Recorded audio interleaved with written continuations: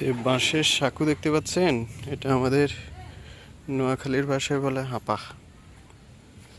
দেখতে পাচ্ছেন, বর্ষার সময় খুবই প্রয়োজন। এটা কিন্তু অস্থায়ীভাবে বানানো হয়েছে, নাহলে কিন্তু এখান থেকে হেঁটে যায় সব সময়।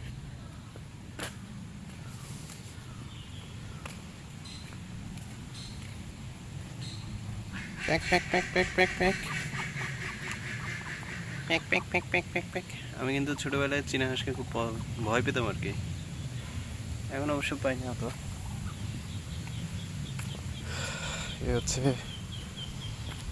আমাদের বাড়ির সামনের মসজিদ। এটা দেখাই আপনাদেরকে। এই হচ্ছে আমাদের মসজিদ, ওইটা হচ্ছে আমাদের পুকুর, বিশাল। ওখানে যাই আপনাদেরকে একটা ছোটবেলার কিছু স্মৃতি মনে করে দেব।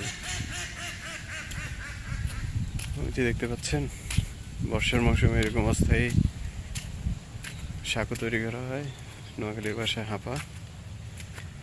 এটা হচ্ছে আমাদের সামনের বাড়ি। যাওয়ার পরটা পুরোটাই এখন পানিতে ডুবে আছে, তো এই জন্য এই সাঁকোটা করছে।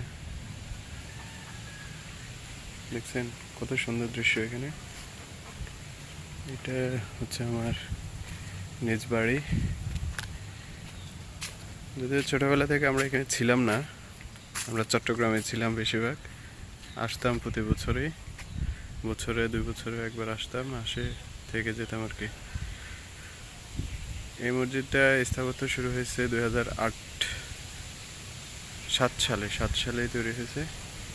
তখন তো ছিল না এই জায়গাটা, এই পুরাটা জায়গায় ছিল একটা খালের মতো।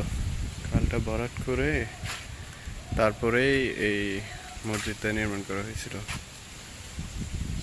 এখন কত উন্নত হয়েছে মসজিদটা, মাশাআল্লাহ।